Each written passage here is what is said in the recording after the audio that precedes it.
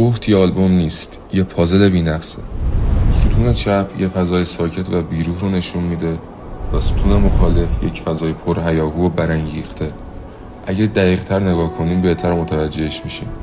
تو کاور شیطان مار رو میبینیم که موجود بی سر و صدا منزویه، اما در سمت مخالف گرگ قرار گرفته که حیوان پر سر و صداست که گروهی زندگی میکنه. تو کاور بهت تتلو و تنهایی جلوی موجودات عظیم و کند مثل غول‌ها و نهنگ وایساده، درست مثل ملودی آروم و سنگین آهنگ.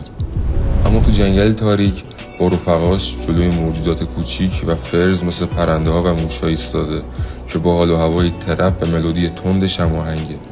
در ردیف میانی یه تضاد دیگه هست. در یک سمت کره زمین محفوظ شده که نمادی از امنیت و آسایش به قیمت تنهایی و خلأ، و در نقطه مقابل خانه‌ای با حفاظ شکسته، نشانه‌ای از هیجان و شور به قیمت خطر و ناامنی. پیج رو دنبال کن تا ادامه تحلیل رو از دست ندی.